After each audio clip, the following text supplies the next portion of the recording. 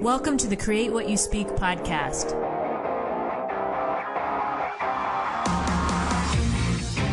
Join me as we have a real-life discussion on how to change your life by changing your thoughts. Remember, question everything, trust yourself, and find your truth. Welcome to the Create What You Speak podcast. My name is Sloan Fremont, and I'm your host. This is the show where we talk about changing our lives through changing our thoughts. And every week, I bring you different guests where we have different conversations about perspectives, ways of looking at the world, and how we can really start to make those changes internally to move towards the life that we want to live. And today I have back a friend of the show, Dr. Erhard Vogel. Dr. Vogel, welcome to the show. Thank you very much, Sloan. So glad to have you back here. And for the listeners who, if this is your first time hearing my conversation with Erhard, I'll just give you a brief background on him, and then we're going to get into it because we always have a lot to talk about and there's always a lot to say and the time goes fast. Yeah. So Erhard is recognized as one of the foremost meditation and self-realization teachers in the world.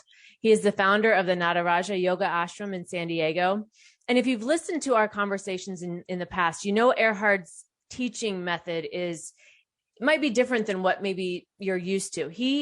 His philosophy, and if I say this incorrectly, Erhard, please correct me, but it's more of the teaching to know rather than teaching for someone to hear. So your approach is getting people really interactive in what you're teaching, and so they can experience it in their own life. Would that right. So the experience is the key word. Yeah. Because I feel the only way that you can know something, not believe what something else, like I say to my students always, don't believe a word I'm saying. Right. You need to know it. Because belief, you can be misled. People are misled by false beliefs all the time. Right. But when you experience something where you can say, yes, I know this is so, then you've got something. And so my teaching is more done as a way of stimulating the experience of what we're talking about. So it's also a two-way or an interconnected event. It's not only I am speaking, but you are speaking with me, right? We're speaking together. Yes. And we're experiencing together. And we're in the moment, right? When we have these conversations, yes, we're in the moment. We're not 5 miles down the road trying to think of the next thing to say. We're actually experiencing each other. Yes.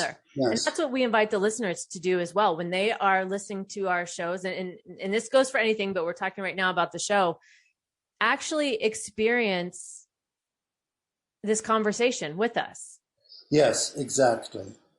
And then it's not just something that you file away in your mind. It's something you have within you. Mm-hmm.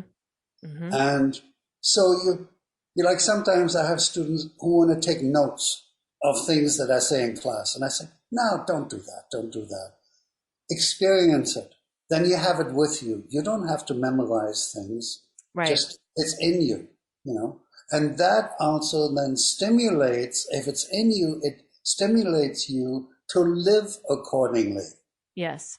And act accordingly, conduct your life according to the knowledge that you have gained. Yes. To me, that feels like settling in. What we discuss settles into me. And it's not like you're saying, it's not a note-taking memorization school type task. This is real life, right? Real life is experience. Yes. And that's how I think that's how we understand ourselves. That's how we understand each other. And that's how real change happens. Yeah. And then, the thing is, in life, most people don't live in the moment, as you were just talking about. Right.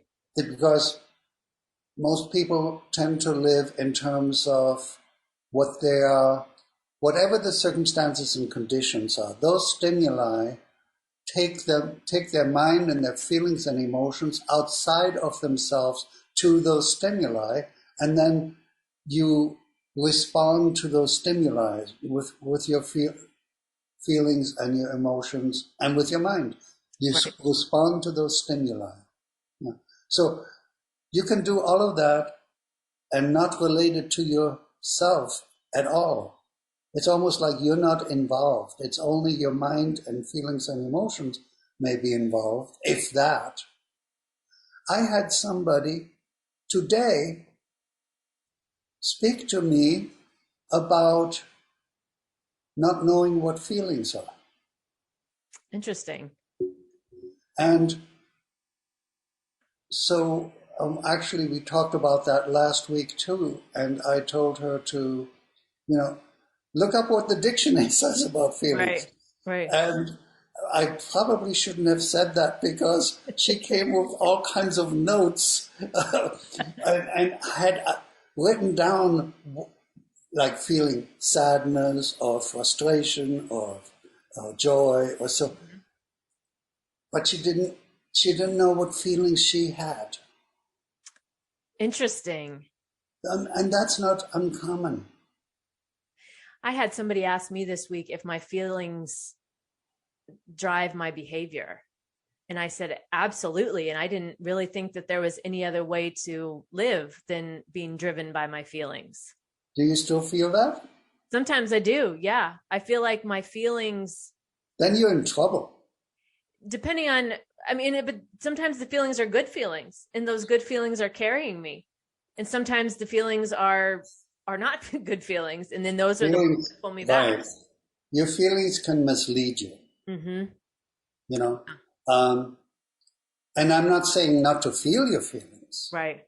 But there is a stance that you can take where you can experience your feelings and just experience them and don't have to then do what those feelings indicate.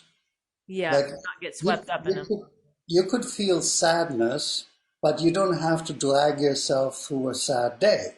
Right.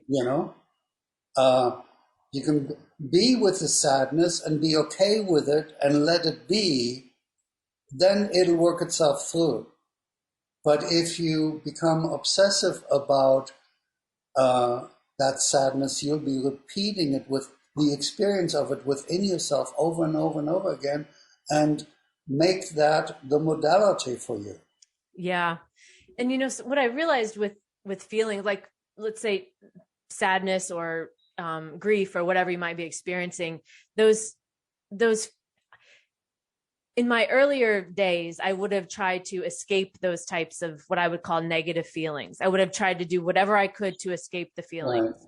And as I've gotten older and I've experienced sitting with those types of feelings as they go through, as the waves go up and down, I've found that experiencing the feeling, whatever it is, negative in this case, perceived negative, I don't. Good distinction. Because I always say there are no positive feelings and there are no negative feelings. They're just feelings. Right.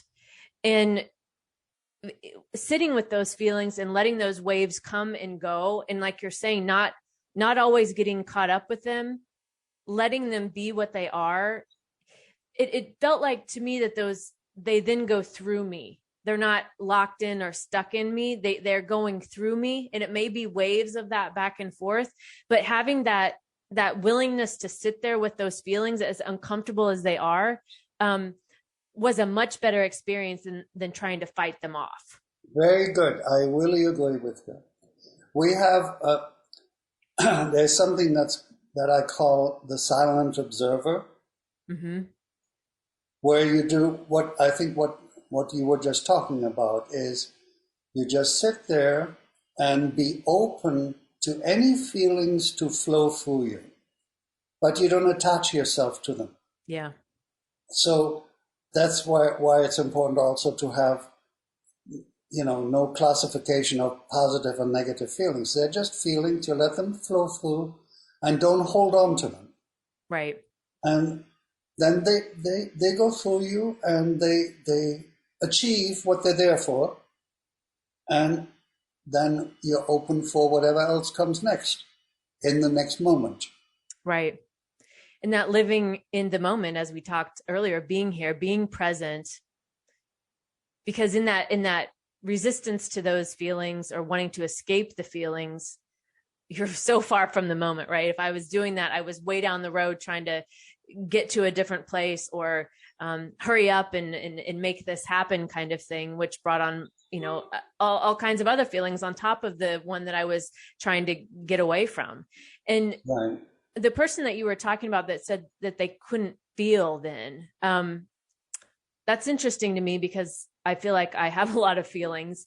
So in those situations, maybe where listeners can relate to that, where they don't feel that they can feel, is that from pushing feelings away for so long? Is that from what could you talk a little bit more about that? Because that's new to me.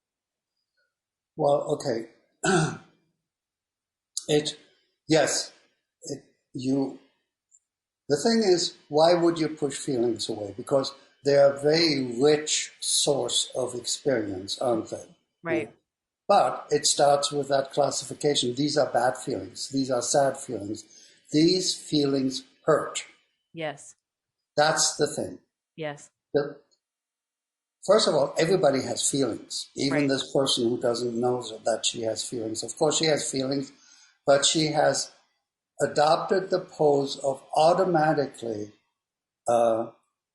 canceling them out, not acknowledging them, not wanting to experience them, because she is afraid, deep within, people are afraid that they will hurt so much that it's going to tear them apart. They cannot bear it. Yes. It's going to hurt them so much, right? Yeah. So like she was saying, well, it started when I was 10 and my father died, whom I loved so deeply. And she came came into the room, into the house when he was dead, and the family were like, some were crying and they were upset and so on, and she couldn't figure out why they were so upset,